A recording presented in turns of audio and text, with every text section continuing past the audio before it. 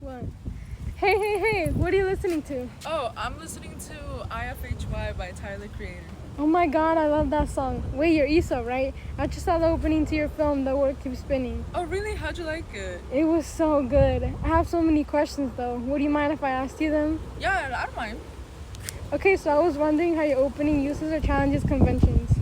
So, in the beginning, you can see my character, Viara, stumbling through a gas station in the middle of the night. The girl is drugged out of her mind, represented by the coloring and rainbow strobe effects around her.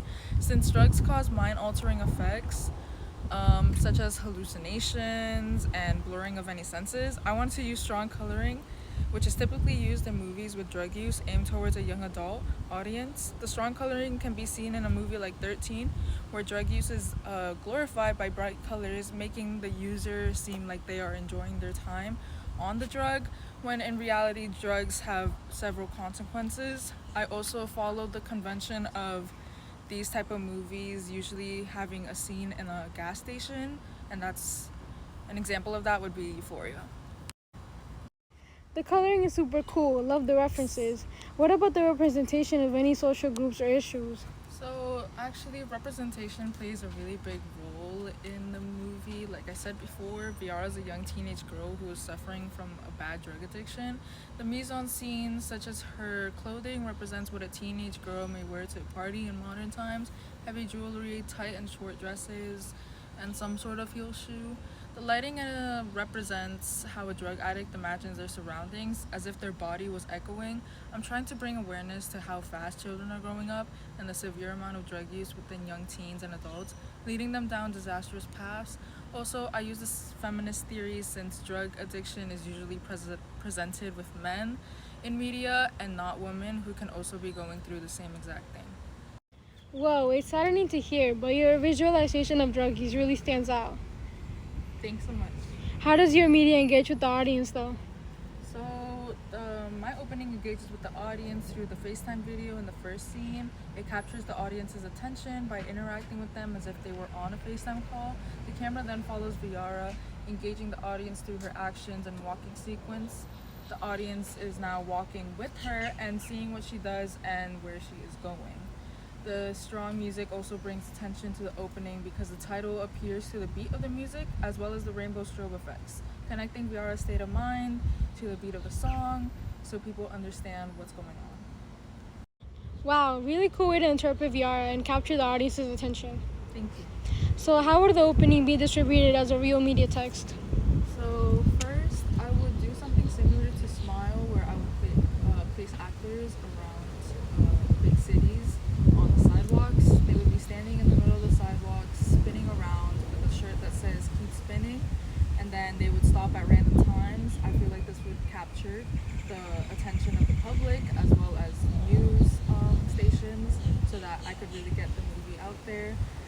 I would do that for about a month, and then later I would promote the movie on TikTok and promote it through artists who would be on the movie soundtrack.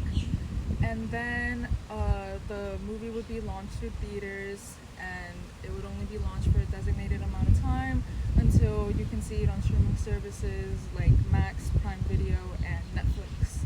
I would also work beside Universal Studios so that they could distribute and produce the movie with me. Great idea. Will definitely catch the public's attention. Thanks. And how do you think your production develops skills through the project? So I think my production skills developed quite a lot actually, because before attempting to film the opening, I honestly had no idea what I was doing. But once we started on the production, I kept feeling more confident in capturing the camera angles I wanted, such as mid shots and high angle shots. I also learned how to use a camera for my film, which was the DC 403 digital camera. After playing around with it and with the help of Sarah, I learned how to use the camera, which filmed my second scene. Also, through the use of figuring out how to use the software programs I had and just playing around with them, I really feel like my production skills have developed thoroughly, and I'm hoping to use them somewhere in the future. Sounds like you're learning a lot. Can you elaborate on the technologies you integrated into your film, including hardware and software? Yeah, of course.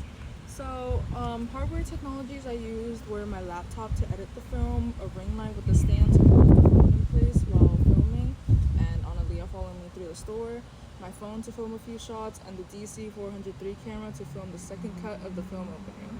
Softwares I used were CapCut Pro to edit the film, add the opening credits, add filters, effects, and make the cuts fluid. I used Blogger to keep track of my work and upload my progress on the production of the film.